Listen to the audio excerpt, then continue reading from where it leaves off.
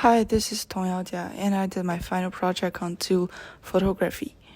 Dual photography is a computational image technique that utilizes Helmholtz reciprocity to interchange the roles of light source and cameras in the scene.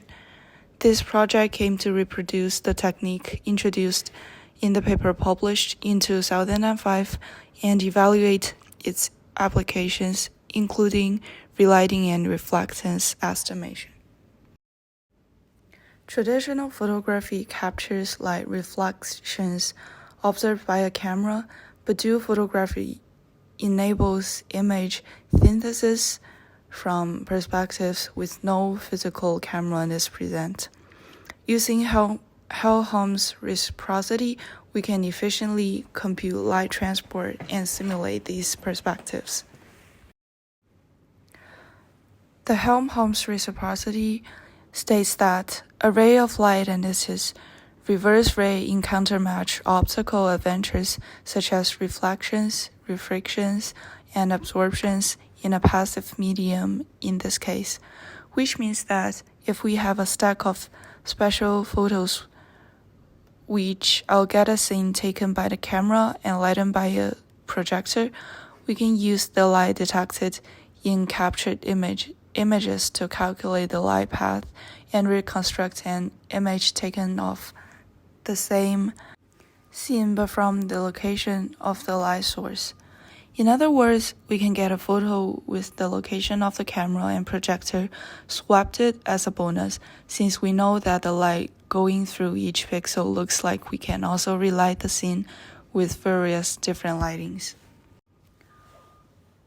We notice that this T translation matrix is very crucial to the entire process. Once we obtain this T matrix, we can just transpose it, and then that would help us essentially reverse the light and swap the location of the projector and the camera to obtain the T matrix.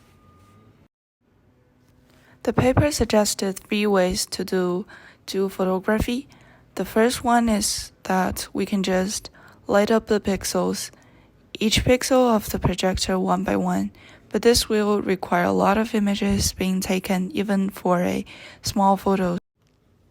The second method is that we can parallel this process by dividing the entire frame into 8 by 8 blocks and illuminating only one pixel of the block at a time to figure out which projector pixel is lighting up the scene.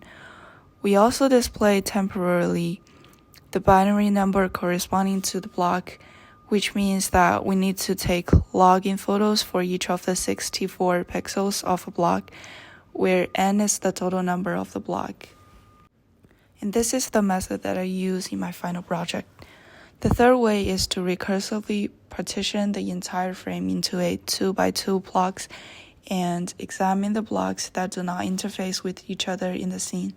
This method needs us to recursively divide and test the block, making use of graph coloring and founding blocks that are not adjacent to each other.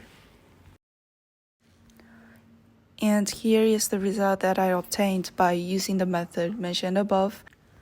The left side of the image is the pattern used by the projector, and the middle one is the image captured by the camera, and the right one is the one we reconstruct with the projector.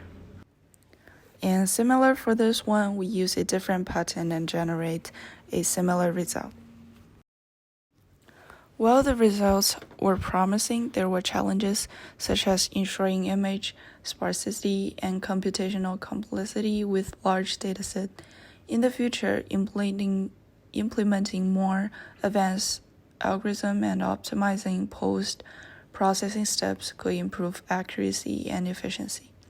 In summary, this project validated the dual photography technique's ability to synthesize dual image and relighting scenes.